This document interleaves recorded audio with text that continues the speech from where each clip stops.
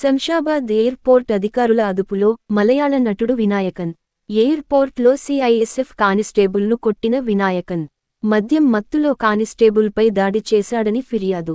వినాయకన్ను అదుపులోకి తీసుకుని ఎయిర్పోర్ట్ పోలీసులకు అప్పగించిన సిఐఎస్ఎఫ్. రజనీకాంత్ జైలర్ సినిమాలో వర్మ పాత్రతో పాపులర్ అయిన వినాయకన్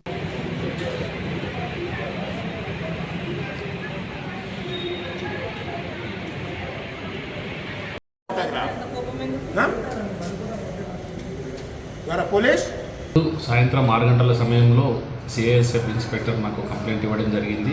వాళ్ళు ఏంటంటే ఈ ఇండిగో 4:30కు వచ్చిన కొచ్చి నుంచి హైదరాబాద్ వచ్చిన ఇండిగో ఫ్లైట్లో ఈ వినాయకన్ అనే వ్యక్తి వచ్చిండు. ఆయన అక్కడి నుంచి ట్రాన్సిట్లో గోవా వెళ్ళాలి. దానికి సంబంధించి అదే టైంలో అతను కొద్దిగా ఇంటాక్సికేషన్ దాంట్లో తాగి ఉండి ఆ గేట్ స్టాప్ తోటి మిస్బిహేవ్ చేసిండని వాళ్ళు అప్లోడ్ చేయడం జరిగింది. అప్లోడ్ చేసి వాళ్ళకి కంప్లైంట్ ఇచ్చి సిఐఎస్ఎఫ్ వాళ్ళకి హ్యాండ్ ఓవర్ చేసింది. సిఐఎస్ఎఫ్ వాళ్ళు మాకు హ్యాండ్ ఓవర్ చేసింది. మేము ఎంక్వైరీ చేసినాం. అతను కూడా ఇంటాక్సికేషన్ కండిషన్లోనే ఉన్నాడు. దానికి సంబంధించి మేము ఈ సిటీ పోలీస్ యాక్ట్ కింద కేసు నమోదు చేసుకొని అది దర్యాప్తు చేస్తున్నాం. ఉన్నాడు, మధ్య మత్తులనే ఉన్నాడు. ఇతను మలయాళ యాక్టర్.